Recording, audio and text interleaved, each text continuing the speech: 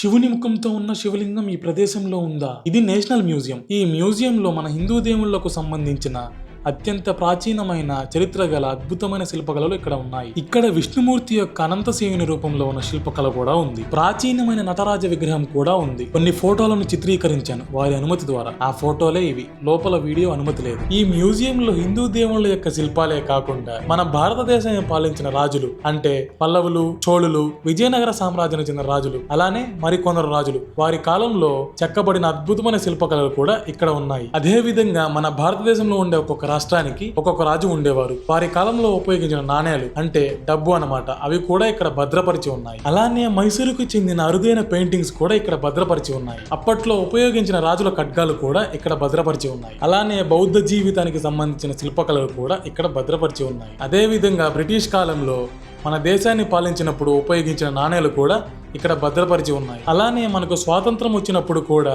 మొట్టమొదటిగా ఉపయోగించిన నాణేలు కూడా ఇక్కడ భద్రపరిచి ఉన్నాయి. మన భారతదేశం మొట్టమొదటిగా ఉపయోగించిన గాజీ అంటే జలాంతరగామి, దాని యొక్క నమూనా అంటే మోడల్ ఇక్కడ మనం చూడొచ్చు. ఇవే కాకుండా ఈ మ్యూజియంలో ఎన్నో రకాల అద్భుతమైన శిల్పకళలు, అదే విధంగా ఎన్నో రకాల విషయాలు ఇక్కడ భద్రపరిచి ఉన్నాయి. ఖచ్చితంగా విజిట్ చేయండి, చాలా అద్భుతంగా ఉంటుంది. ఈ మ్యూజియం 3 అంతస్తులు ఉంటుంది. ఈ మ్యూజియంలో ఎక్కువగా మన హిందూ దేవుళ్లకు సంబంధించిన ప్రాచీనమైన అద్భుతమైన శిల్పకళలు ఇక్కడ భద్రపరిచి ఉన్నాయి. ఈ మ్యూజియంను 1949 ఆగస్టు 15న ప్రారంభించారు. 1955 నుండి 1960 మధ్యలో ఈ మ్యూజియం ని పూర్తి చేశారు. 1960 డిసెంబర్ 18న సందర్శకులు మ్యూజియంలో ఉండే విశేషాలను చూడడానికి అనుమతినిచ్చారు. 1వ శతాబ్దం BCE నుండి 18వ శతాబ్దం BC వరకు సంబంధించిన ప్రాచీనమైన శిల్పకళలు ఇక్కడ భద్రపరిచి ఉన్నాయి. ఈ మ్యూజియం పేరు నేషనల్ మ్యూజియం. మీరు ఢిల్లీకి వెళ్ళినప్పుడు ఖచ్చితంగా ఈ మ్యూజియం ని విజిట్ చేయండి, చాలా అద్భుతంగా ఉంటుంది.